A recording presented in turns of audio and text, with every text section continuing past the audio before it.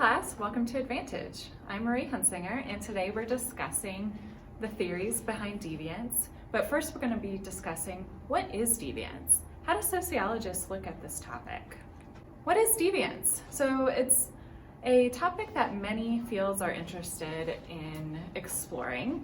For example, psychologists are interested in perhaps the psychological reasonings behind why people are deviant.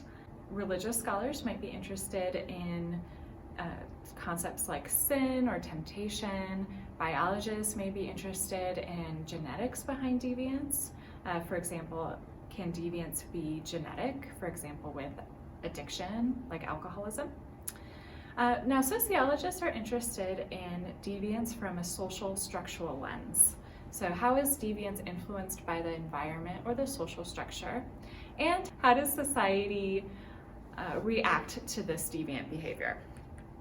So the definition of deviance is actions or behaviors that violate informal cultural norms.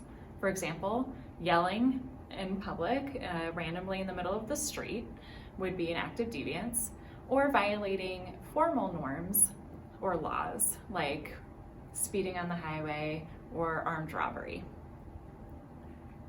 Now there's certain types of deviance, so we classify by severity. So the first one is formal deviance, and this is usually embedded into laws. And if you break a law, you're committing formal deviance, and usually you'll receive a social sanction, which is a mechanism of social control in order to get you to conform back to society's expectations. So for formal deviance, social sanctions can range from community service to having to pay a monetary fine to serving a jail sentence to even life in prison, and most extreme, the death penalty. Informal deviance, usually you're not going to get arrested for breaking an informal norm. For example, don't pick your nose in public, or when you stick out your hand, you expect someone to shake it. However, it's more rules of politeness and expectations for informal behavior. So the sociological approach to deviance. There's four rules or concepts that you should remember on how sociologists view deviance.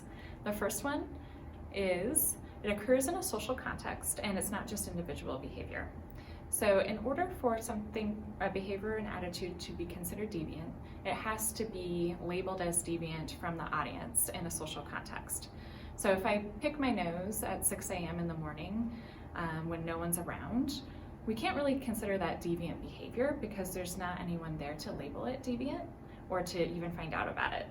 However, if I pick my nose in front of my classroom full of 30 students, more than likely they're going to label that as deviant behavior and perhaps even post something on Rate My Professor about it.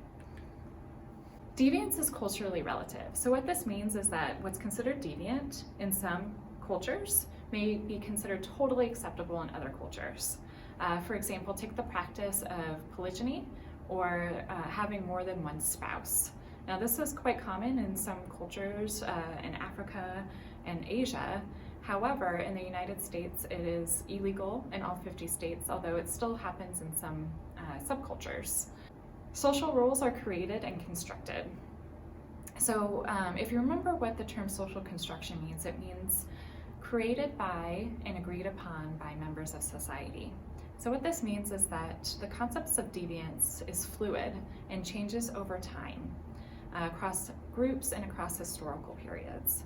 So for example, 100 years ago, homosexuality would be considered something to be hidden, to be labeled as deviant or an illness or a sickness, whereas today most people are accepting of homosexuality and same-sex marriage, and it's not considered a mental illness anymore. And the audience decides what is defined as deviant. So what is deviant in one context? For example, if I showed up to class with a face tattoo, that would be pretty deviant. However, if I showed up to a tattoo convention with the face tattoo, that might be pretty cool and celebrated. Next video, we're going to be talking about different theories on how we are able to explain deviant behavior, and we're going to explore symbolic interaction theories, functional theories, and conflict theories. So stay tuned for our next video. Thanks for watching, and see you next time.